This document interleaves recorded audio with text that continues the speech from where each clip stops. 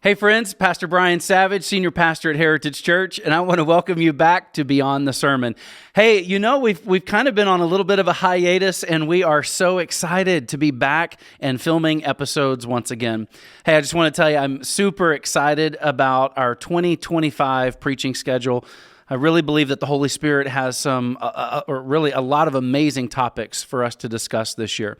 So look, this Sunday we started a brand new series on hearing the voice of God. You know, I want to share this with you, but about a year and a half ago, as I was talking with the congregation, this theme kept coming up from quite a lot of people. A lot of people were asking me, Pastor Brian, I don't know if I've ever heard the voice of God. What does that sound like? What does that look like?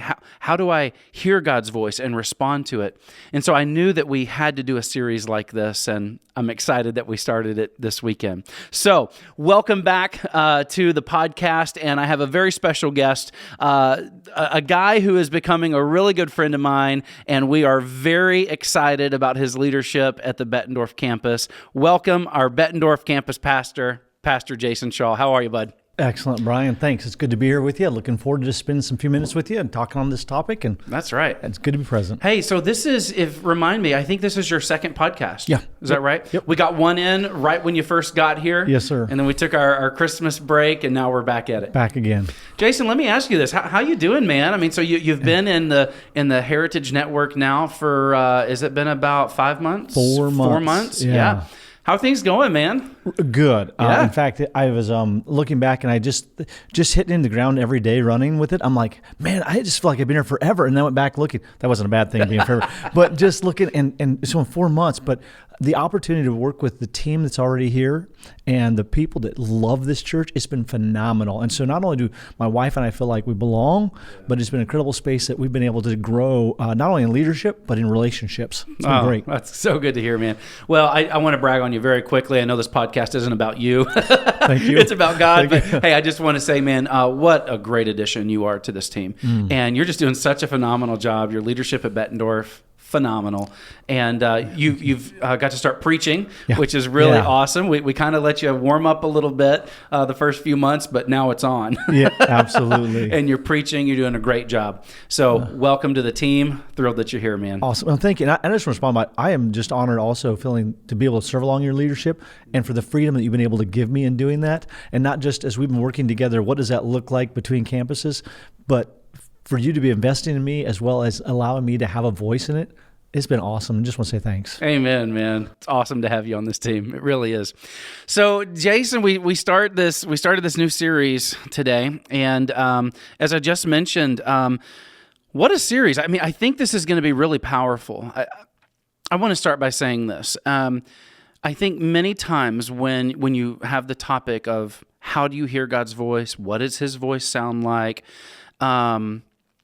I don't know. It actually breaks my heart because I've had the opportunity to talk to a lot of people in our church. And I can't tell you how many times even a seasoned Christian will come up to me and say, Brian, I pray. I do what the Bible tells me to do, but honestly, I don't know if I've ever heard God's voice. And then they'll go into, conversations of, in the Bible, you get all of these examples of God talking in a burning bush or people hearing the tangible voice of God. I don't know if I've ever heard the tangible voice of God, Pastor Brian. Am I doing something wrong? No, you're not doing anything wrong. In God's Word, we often get some of the more extreme examples of how God was talking to prophets or to His people. What I think sometimes we forget is that our God, He has some primary ways that He speaks. And we're actually going to get into that in the weeks ahead. And that's what I'm excited about. I'm excited to share with people that you may not have a moment in your life where you hear an audible, tangible voice of God, but it doesn't mean He's not speaking to you, and it doesn't mean you can't hear Him. Yeah, absolutely. Absolutely. Matter of fact, one of the things that I think as I listen to you say that, I even think about the story, say, for example, Samuel, where he's hearing God's voice. We have a tendency to apply that as it was an audible reception versus what was God maybe speaking into his spirit. And so I think sometimes we limit that conversation of how God speaks to us because what we're listening for is somebody says, yeah, I heard God tell me. And what does that mean? And so, but if we could learn to as we are learning to hear the different ways God communicates, it may give us some freedom going, that doesn't have to be That's me. right. Here's how God's That's working. right. It's good. So Jason, today, and this is what I love about our new model. So we're no longer what I affectionately call ping ponging. So you're preaching at Bettendorf. I'm preaching at Rock Island, and the messages are very similar, but they're also through our unique style of how God has created us to teach, right? So as our Bettendorf family hears this podcast today, or the Rock Island, we may have given them a little different flavor in our message, and we may have even gotten to the main points in different ways, but on a whole, we preached the same message. And so that's what's exciting about this podcast. So let's start here. So with the very first message in this series, our goal was not really to right now start saying, here's what God's voice sounds like, and here's how you hear his voice. This was more of a practical, what do you need to do to prepare yourself to hear God's voice? And it's very important you go through these steps if you want to hear his voice. So, let's do a quick review, and then I just want to ask you some more in-depth questions, okay? Absolutely. So today we talked about how do you hear God's voice? And this was really, the prep work that you have to do. Some of those main points were first, you have to be willing to listen. And we both went to that story, two stories. We looked at Luke chapter 8, which these are some of my favorite verses about the soil, right? And we'll get to that in a minute. But we both talked about the Habakkuk story too, where in Habakkuk, we actually get this beautiful layout of what Habakkuk did to prepare himself to hear God's voice. We'll get to that in a minute too. So main points today, you've got to be willing to listen. If you want to hear God's voice, I know that's simple, but you got to be willing to listen. Means you have to have a willing heart that says, I want to hear what you have to say to me, God. But then number two, maybe even more practical, you have to be willing to listen, but then you have to take time to listen. I think that's the biggest problem with Christians. We're so busy. We live in a world where we can get instant gratification, or we can even get instant information. And God doesn't always work that way. He's not a vending machine, right? Not today. That's right. Yeah, And so God sometimes wants you to make time to listen, to sit in his presence, to be patient, and to be willing to wait. And that's a very important point we'll get back to. And then the third point is really, if you're going to be willing to listen and take time to listen, you better be willing to surrender when you do hear his voice. Absolutely. And this is something I said in the message. I don't know if you said this or not, but if God starts talking to us, but we don't surrender to what he says, he might stop talking to us. 100. Why keep talking to us if we're like, oh, I don't want to do that. Yeah. I'm not going to do that, God. Right? Yeah. So we're really talking a lot about heart postures here today, right? Yep. Okay. You ready to go deeper? Let's do this. All right, man. Jason, let me ask you this. What are some ways that you personally prepare yourself to hear from God? What do you do? Well, I want to preface it by that first point about being willing to listen. I think that anytime we have a posture of willingness, it will always tie to number two, a call to action. Otherwise, I'm not sure how willing we are. And I'm not minimizing the intricacies of making time, but it is necessary. So if I'm willing to do it, that thing I will the most, I'm going to make time for. That's good. And so for me, I have a tendency to need some consistency in my life. And so for me, I would spend time trying to find a consistent time and a consistent place. Now, this may change from time to time. Because I like change. So I'll sit in my living room chair and I will watch the sunrise unless it's winter, and then I turn the lamp on to pretend it's a sunrise. But there's other times that I'll jump into the truck. Like every Saturday, I actually drive out to the park, and I'll sit in the park, and I'm alone in that space, or sit out in front of a lake, and in some of those spaces where I can be alone to listen. And so part of that preparation, I will listen to worship music or learn to sit silent until I hear something. But for me, the most, if you will, audible voice that I get to hear from God is when I'm in his word. And so I get a place to let that soak in. And so the hardest part, though, is that when I land at a point, when I'm with him, is to be still. But that's where I find that's where my settling in is a matter of becoming intentional into my focus. Yeah, that's good. That's good. I want to make this point. I think sometimes people might get confused and say, well, isn't being willing to listen and making time to listen the same thing? And I would disagree. And that's why I think we made them separate points this week. No, I absolutely. Right? I think when leads to absolute leads to next. So yes, I That's would right. say that when I'm willing, okay, now what? Yeah. It's the now what. That's right. And I think the willing part also goes hand in hand with sort of the prep work. Like, you're willing, but what do you have to do so that you can actually then make the time, right? Absolutely. So for me, I remember, this was many years ago now, I was working at a church in Buffalo, and they gave me a little 3-week sort of mini sabbatical. But it coincided with a major decision that I was making. At the time, I was a worship pastor, and I had been a worship pastor for 16 years. And I felt like God was calling me to the great adventure of being a senior pastor. And they gave me 3 weeks to be with the Lord and to pray and to discern his voice. But I remember, and this is why that first point is so important to me, I had to first be willing. That means I had to say to myself, I'm actually going to take the 3 weeks off. I'm actually going to clear my schedule. I'm going to do all the prep work that I have to do behind the scenes so that I can actually take 3 weeks and be in prayer for 3 weeks. And I mean, I had young kids at the time. I mean, there was a lot of prep work that went on. And so for me, that's a part of that being willing.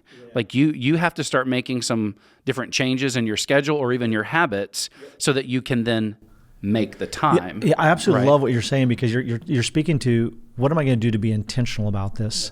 And I think that's the part. Sometimes we think that our relationship with God just happens. No more than my relationship with you just happens. We have to be intentional at time. So I love what you're saying. Say, how do I intentionally set myself up to hear from him? That's right. And then do it. So yeah, That's love right. that. And maybe more practical for those who are listening to the podcast, you might not get 3 weeks off of work. And I'm not saying you are. But what does that look like just in one day? You know, so what do you need to do? So like the day before, you want to spend some significant time with God. And even if that is 30 minutes, what do you need to do the day before to either clear your schedule for those 30 minutes, make sure you turn off your phone? What do you need to do practically so that then you can make the time, right? Absolutely. Yeah. I'm listening to you. I think for me, as you were saying, the thing came to my mind is that if I don't make the time first thing in the morning, my mind is too preoccupied to slow down and hear from him. I mean, I know one of these questions is talking about what do we do to get rid of distractions, right? Yeah. But that is one of the things for me that is so quick that if I wait, it's not that I can't do it. It's just a lot. It's just more. It sets the direction of the day for me, of how I'm able to listen throughout the day. Yeah. Well, that's my next question. I love that you brought it up. And I didn't really go this route in my message, and I love that we're going deeper with this question. But yeah, Jason, what are some maybe of the biggest distractions that stand in the way from hearing God's voice, and what do we do to eliminate those distractions? Yeah, at different stages of my life, it was different things. I hate to say this, but my kids are a distraction. I love my kids. That's not at all. But when they were younger, they needed a lot more attention. You have responsibilities as a parent. Absolutely. Yep. And so the way that we approach our job, our career, or our future. But for me, it was a lot of times it's the smaller things. So when I come in and I sit down, I might very easily start thinking about through the day what I need to do. So I will sometimes keep my note. I would use my phone and just, okay, I got to get this done. And so when I'm done, I get rid of it out of my mind. The problem with that is this same thing can be the distraction of going, ding, I'll just check one message. And then I start going through, I'm like, I just blew 15 minutes and Lord, I know you're waiting on me, but now I got to get my head back in the game. And so sometimes that means I have to set this aside. The other thing that happens, I think, that remove distractions is, and how do I want to word this? When I'm trying to rush my time, when I don't want to miss it, so I'm going to try to squeeze it in right here. And I say that's a distraction, but I think that's the lens. Maybe that's more of fitting that first question of how do I set up time for the day? Because then I feel like I hurried that, and then you get into self-condemnation. And so you start getting your own thoughts about, I didn't love the Lord, I didn't act in it, and I didn't. So those are some of the things I try to navigate as I'm making time for him. Yeah, I think there's a couple things I want to say here. So regarding eliminating distractions, I think it's important for people to hear this. I think oftentimes people might hear a message like this, or they might even hear a story from someone, and they think, okay, well, to eliminate distractions, that means I've got to be in a room where it's perfectly quiet, there's no noise, the TV isn't on, the radio isn't on, whatever, and it's perfectly quiet. Well, I would actually say not everyone is made up that same way. Absolutely. And for some people, complete silence is horrible. It's deafening. It's deafening, Yeah. and that actually brings anxiety. And if you're anxious, you might not be able to hear God's voice, right? If you've got all this swirling in your mind. So what I like to tell people is do what's best for you to hear the voice of God.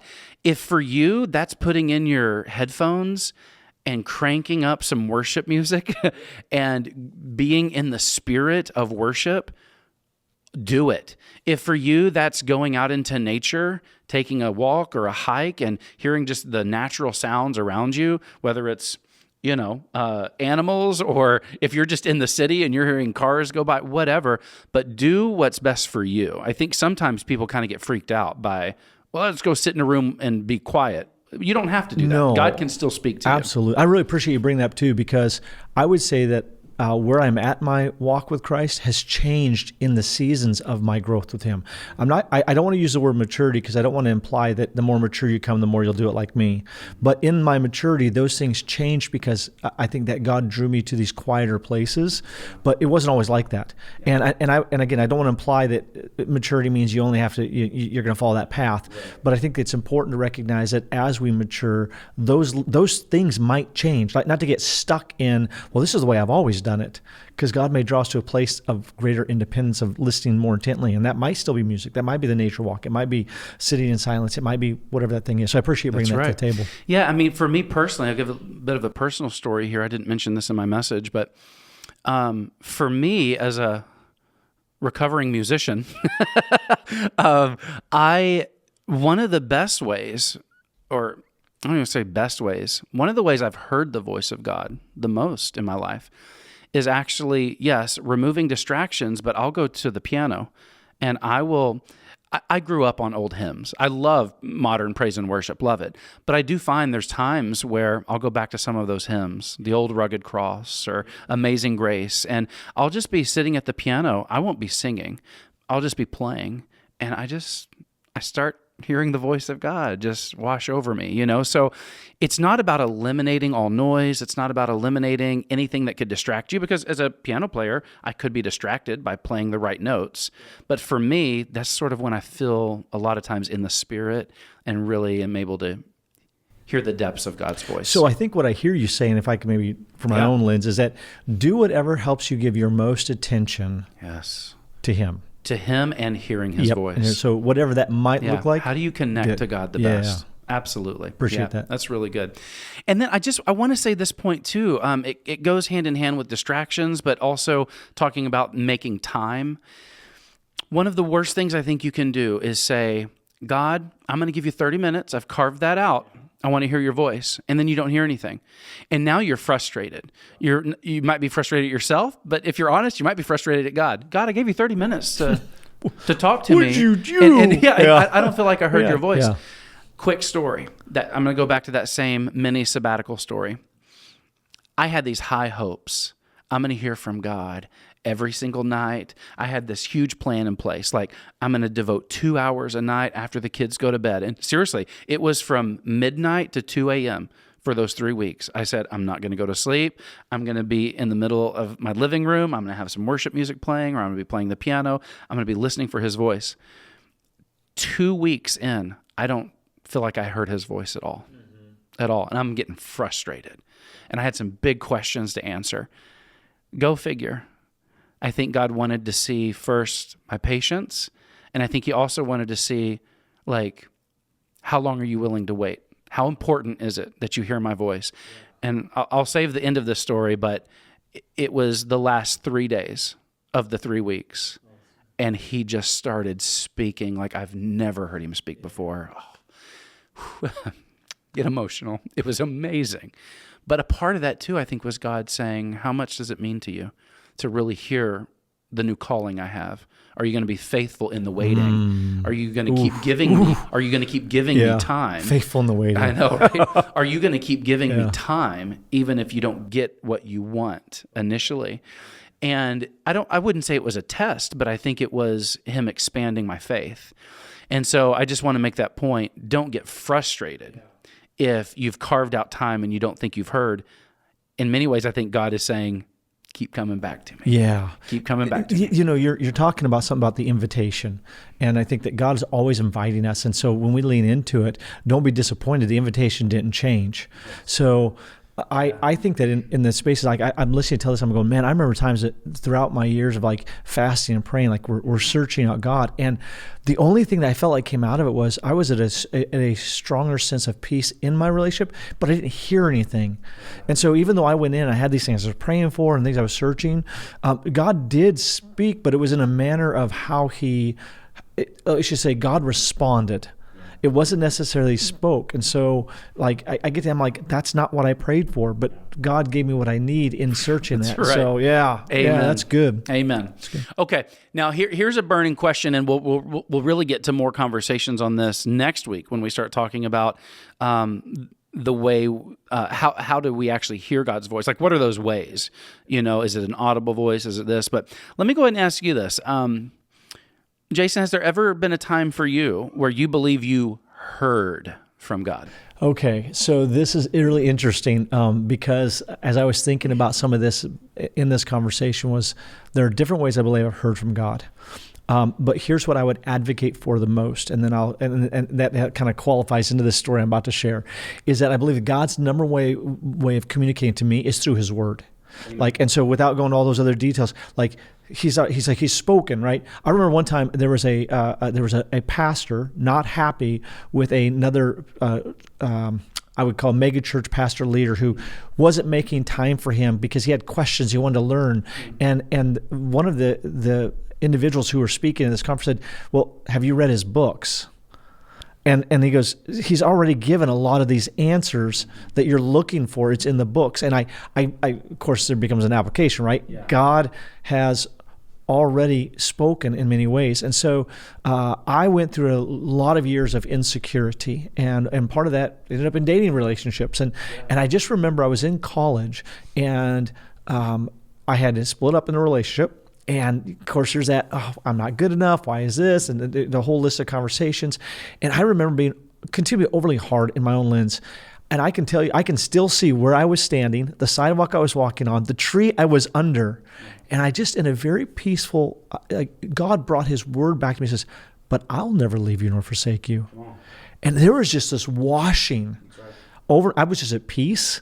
I was like, that was it. I'm done. Like I didn't. That relationship no longer bothered me, and now that was something I needed. I'm not saying God always speaks. God will always speak in a way that reminds us He's walking with us, that He is with us. Okay. So when I talk about it from that particular point of view, God was actually telling me something He had already told me. It's just that He made Himself known in a fresh way. And so that's kind of the lens of which I say, for the most part, when I say I hear from God, it's really God's Spirit reminding me of what He already taught me, but because I made time to learn what He had to say for me. That's right. So, in the weeks ahead in this series, we will talk about this, but let me go ahead and say it right here. The primary way you hear the voice of God is through reading His Word. Yeah. That's it. And think about that for a moment. He's already answered so many of the questions that we have. And wouldn't our God, instead of just audibly saying, here's the answer, right? He wants you to get into His Word. His Word is life-changing. That's why we have His Word. And so many times, I've counseled people and they're like, well, I've been asking God this and I don't hear His answer. And I'm saying, well, have you read His Word? Because the answer's in His Word. Well, no, Pastor, I was hoping just to hear His voice. His voice is His Word. Yeah, absolutely. Well, you know, read it's so funny to say, because I one of the conversations I hear people often say is like, man, if I could just hear God's voice, I would do it. And I'm like, the disciples walked with Him and didn't do it. Okay, and so, but you don't want to. I don't mean to sound antagonistic on it. I'm just recognizing that in the midst of it, saying we have something here. We do. Let's start exploring and see what God has to say about it, and then. That's right. Lord, I need to know how to rightly apply this. That's right. And His Spirit does work We'll help in you that. with that. Absolutely. Amen. Amen. Okay, this is a little bit different question for you. We talked about what might distract you, but what are things happening in your life that might hinder you from actually hearing God's voice? So not so much a distraction, but maybe things that are naturally happening in your life that would hinder hearing His voice. So there's a list of things I think that impact it at different times, different ways, not all at once. I'm going to just start out with the obvious. I really do try to be intentional in following the Lord, but there are sometimes I'm stubborn, and if I'm disobedient, I lose connection. And I think I've come to a place in my walk now that as God really reveals, I'm very intentional, Lord, help me follow you. But it wasn't always that way. And sometimes I'd be like, I know it's wrong, Lord, and I don't care. And so even though the Lord was working, that disobedience impacts it. Always impact my capacity to follow and to listen. So that's one that was that still I walk in like everyone else, like, Lord, not my will be done, but yours.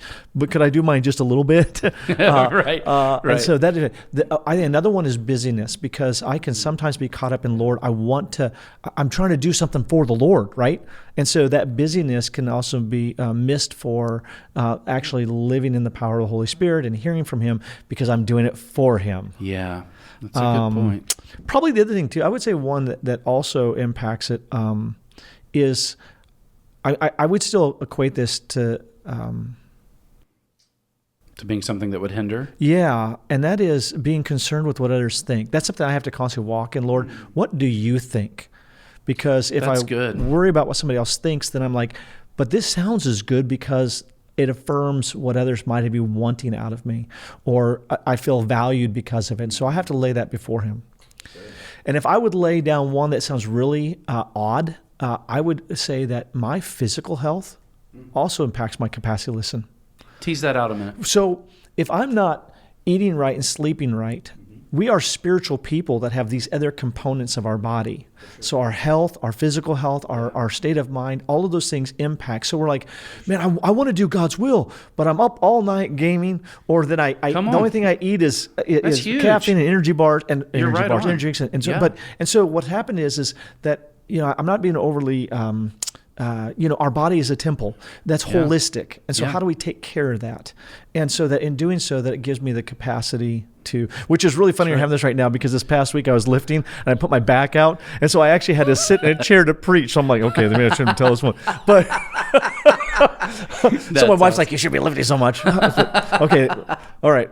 I'm here to tell you what to do, not what me. Okay. But I do think that those things, when I'm not being mindful of my body, mindful of my emotions, those things do affect my capacity. I mean, honestly, you're right. I don't think that's something we often think about, but you're so right in that. I mean, just take the one example. You said it very quickly, but let's just take sleep. If you're not taking care of yourself and getting enough sleep, and you're staying up way too late gaming or watching your favorite show or trying to finish or binge watch that mini series on Netflix or whatever, and you're only getting 2 or 3 hours of sleep a night, do you really think you're going to be able to hear the voice of God and concentrate on hearing His voice? Probably not, because your body is saying, I just need sleep. I can't hear anything right now. I didn't see the Lord, but I saw the back of my eyelids. That's right. That's a really, really good point. Jason, we're almost out of time. I want to end it with this. I really enjoyed preaching this message this weekend, because I've always just really been drawn to the story that Jesus tells about the soil. And that was a big part of both of our messages this week. And anytime I can go to that passage, I love it. I just love it. Let's talk about this for a minute. So, this past Sunday, we referred to the soil and how it represents the different kinds of listeners or hearts where the word is landing and how people are responding to it. I want to ask you this. Do you think it's possible for the same heart to have multiple types of soil from time to time? Can we go back and forth between the different types of soil, or can we only be in one soil? Does that make sense? Yes. Yeah, yes. Okay. So there's two lenses in this conversation. There's actually several of them, but when I'm hearing this, and I find that there are some things that I'm more in tune to hear from the Lord. Sometimes we do that because we're looking for a particular answer, and over here I'm not ready to deal with something. And so they might coexist in the idea, not that I'm trying to do one or the other, but because of just my own sinful condition and not ready for it. And so I think that some in those things, there's things that I don't worry about, right? I'm not worried about, I have a steady job and my wife has a steady job. And so we don't worry about our bills because we're fairly good stewards with our resources. And so I don't worry about that. But what do you do when your children leave? And so is that something now that I'm worried about? And so in a condition area where I'm not worried, I'm trusting the Lord and we're okay, or am I trusting myself? I mean, that becomes a question. But then when I get challenged with it, I'm worrying about something, the worries of the world. Right. And so I think there's this weird dichotomy, if you will, is that I have this desire to be a cultivated soil for all things, but I recognize that there's also spaces in me that might choke out his word or leave me worrisome for other things. The other thing that I would say to this, and then I would love to hear your feedback on this, because a new insight I took into this series was sometimes I look at that going, does that not represent actually the journey of our faith? So before I knew Christ, I was the hardened soil. Absolutely. And all of a sudden now, maybe the next time that seed was being thrown out, he took a different trail. And so now that soil that was hardened by the path is now cultivated, but there's rocks in it. And so I have worries as a new believer. And then I get past the worries, but then I get choked out by all the pleasures of the world. And finally get to the point that I'm like, okay, none of this is working. And it cultivates into me a good soil. Come on. So that was a new. It's brilliant. I can't add anything to what you said. I mean, it's right. Like there's, I love this story for multiple reasons, because not only does it work hand in hand in this topic of how we hear God's voice, but there's also this progression in the story of what it's like in the infancy stage of our faith and how we progress. So it's also a spiritual growth. But isn't it interesting how when we grow spiritually and become more spiritually mature, we can start hearing God's voice better as well. Absolutely. That's right. Good. So it's really cool how, you could actually preach a different sermon on this same passage that's more spiritual growth or our stages of faith, but it also works very, very well for how we hear God's voice. And I think that's on purpose, because those things go hand in hand. The more we grow in our faith and the closer we become to God, the better we're going to be able to hear his voice. Absolutely. Right. Absolutely. That's good. That's good. Yeah. You're off the hot good. seat, Oh, man. man. Can you believe it? Our time's already up, brother. This has been good. This has been really good. In fact, Yeah. I really appreciate about this conversation is we've actually had some conversations in this moment that we haven't had a chance to dialogue in terms of what God's doing in our own life as well. So it's been good. It is. Appreciate it. I'm glad we're back to be on the sermon. Yes. It's really good. So look, this week we really tried to answer that question for our congregation. How can I hear God's voice? Next week, how does God actually speak to me? Yeah, Can't wait to dive into that as well. So, hey, thanks for being on the podcast. Appreciate really it. Appreciate Thanks. it, man. Hey, we appreciate you. Thank you for joining us once again. Hey, if you would like and share this podcast, we really hope that as many people as possible can hear what we talked about today. Heritage Church, we love you. We really do. Thank you for joining us. Go in peace.